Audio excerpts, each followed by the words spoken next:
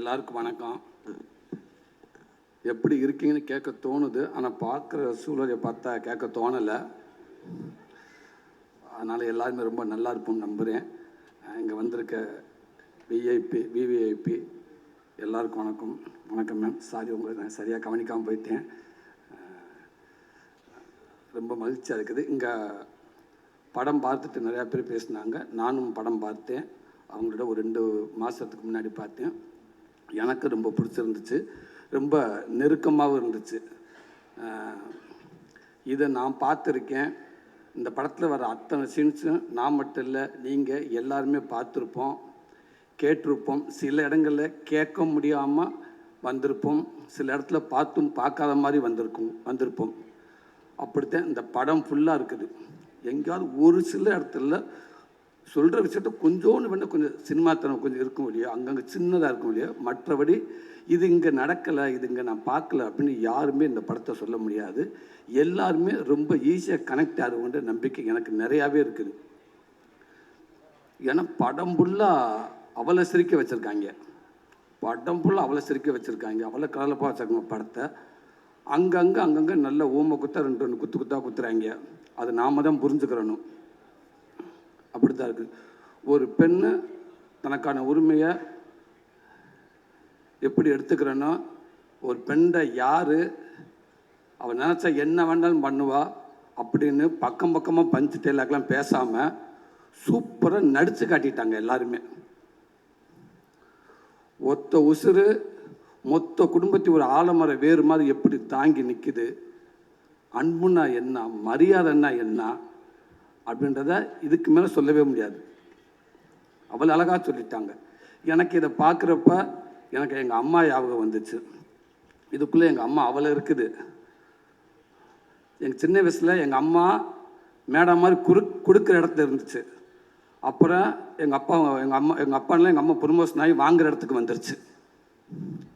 அப்புறம் ரொம்ப நாள் வாங்கிட்டு இருந்துச்சு. இப்போ இந்த படத்தை பார்க்குறப்ப அந்த தாய் கிழவி வர்றப்ப அங்கே உள்ள என்ன நடக்குமோ அதே தான் எங்கள் வீட்லேயும் நடந்துச்சு. டக்குன்னு அங்கேருந்து எங்கள் அம்மா சொல்லுவாங்க, பக்கத்து வீட்டில் அத்தை வீட்டில் போய் சாம்பார் வாங்கிட்டு வரான்னு சொல்லுவாங்க.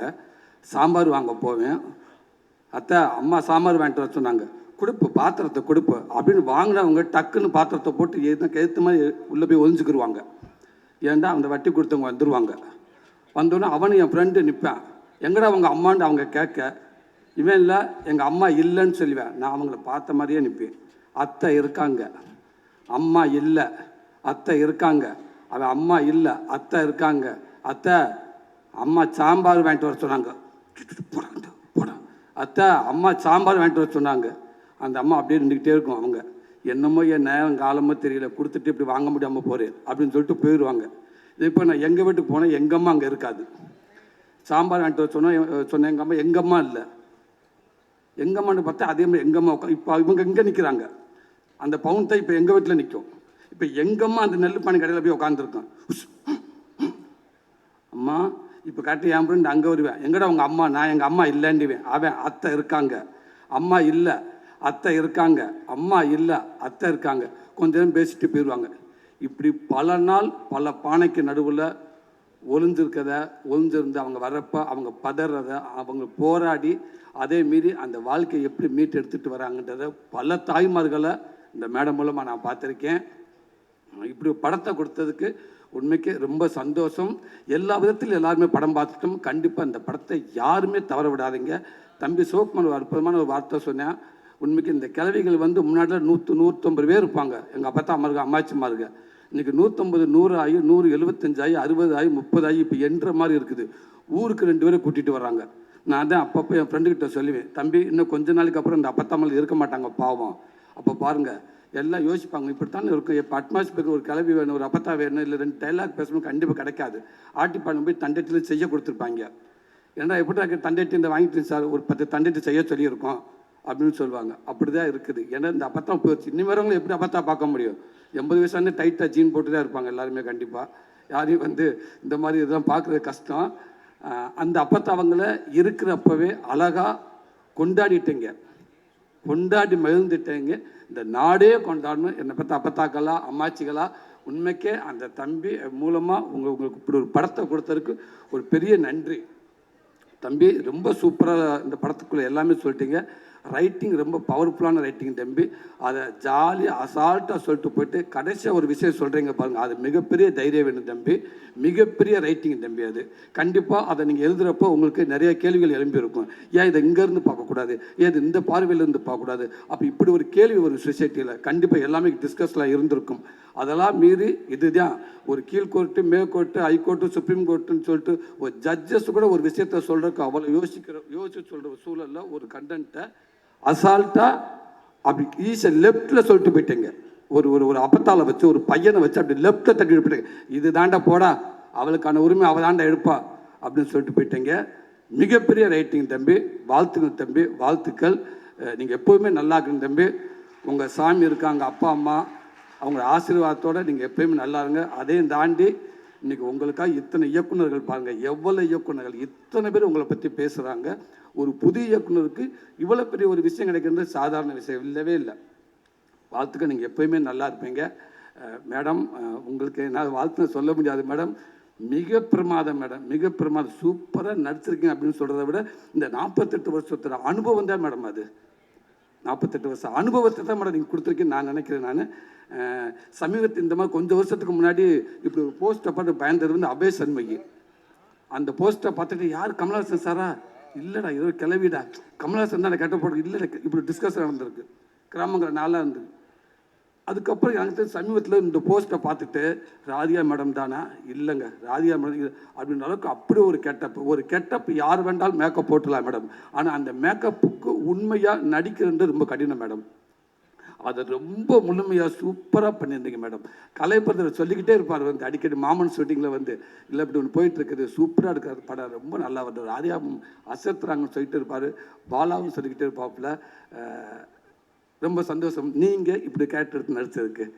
ரொம்ப வாழ்த்துக்கள் மேடம், ரொம்ப ரொம்ப நன்றி மேடம். கலைஞர் அத்தனை பேர்த்துக்கும் எல்லாத்துக்கும் ரொம்ப ரொம்ப நன்றி. சூப்பராக பண்ணிருந்தீங்க. தாசன்யா ரொம்ப பிரமாதமாக பண்ணியிருந்தீங்க. முத்துக்குமார் பங்காளி ரொம்ப நல்லா நடிச்சிருந்தீங்க. பாலா தம்பி, அன்பு தம்பி, ஏமா ஓடிகிறேன் நான், ரொம்ப சூப்பராக பண்ணிருந்தீங்க. அன்பு தங்கச்சி கொட்டிக்காளி டீம் எல்லாத்துக்கும் வாழ்த்துக்கள். மிக சிறப்பாக பண்ணீங்க. நீங்கள் மட்டும் இல்லை, இன்னும் பல ஆர்டிஸ்ட் நீங்கள் உருவாக்கிட்டு இருக்கீங்கன்னு நான் நினைக்கிறேன். கண்டிப்பாக அதுக்கான மேடையை தான் அந்த மேடையாக இருக்குன்னு நம்புகிறேன் நான். உங்களுக்கும் எல்லாத்துக்கும் வாழ்த்துக்கள். அந்த டைரக்டர் டீம் அத்தனை பேருக்கும், கேமராமேன் டீம் அத்தனை பேர்த்துக்கு வாழ்த்துக்கள். கண்டிப்பாக இது ஒரு ஆளெல்லாம் முடியாது. ஒரு ஆளுக்கு கீழே பல பேர் தூக்குனாதான் கண்டிப்பாக அந்த கொடிக்கம்பு மேலே போய் நிற்கும். ஒரு ஆள் ஒரு கொடிக்கம்பு தூக்கி நிப்பாட்டுற கஷ்டம்னு நினைக்கிறேன். கண்டிப்பாக இவ்வளோ பெரிய கொடிக்கம்பு மேலே பறக்கிற காரணமாக இருக்க உதவி இயக்குனர், கேமராமேன் அத்தனை பேருக்கும் மனமார்ந்த வாழ்த்துக்கள். கலை பிரதர் உங்களுக்கும் வாழ்த்துக்கள். பேஷன் ஸ்டுடியோ சுதன் பிரதர், இந்த மாதிரி நீங்கள் படம் கொடுத்துக்கிட்டே இருங்க பிரதர். என்னுடைய அன்பு தம்பி கார்த்தி, எஸ்கே, அது எல்லாமே தம்பியை பற்றி சொல்லிட்டாங்க. என்கிட்ட தம்பி, நானும் தம்பியும் ஒரு அண்ணன் தம்பி இத்தனை வருஷமாக இருக்கும். தம்பி ஒரே ஒரு வார்த்தை சொல்லுவாப்பில்ல அப்பப்போ, அண்ணே நான் நடிக்கிற படங்களில் எல்லாத்தையும் நான் திணிக்க முடியாதுண்ணே. வேறு ஒரு இயக்குனர், வேற ஒரு ப்ரொடக்ஷனில் இந்த படம் என் படம் சொசைட்டிக்கு ஏதாவது ஒரு வகையில் பிரயோஜனமாக இருக்கணும் அப்படித்தானே நான் நினைக்கிறேன். நான் ரொம்ப திணிக்க முடியாதுண்ணே. ஆனால் நான் எடுக்கிற படங்களை கண்டிப்பாக நான் எப்படியும் நான் சொசைட்டிக்கு ஒரு படமாக இருக்கணும், யாருக்கெல்லாம் அந்த படம் பிரயோஜனமாக இருக்கணும் நான் நினைக்க என்னால் உருவாக்க முடியுமுன்னே. அப்படி தான் இந்த எஸ்கே ப்ரொடக்ஷனை நான் ஒவ்வொரு படமும் நான் பார்த்துக்கிட்டே வரேனே.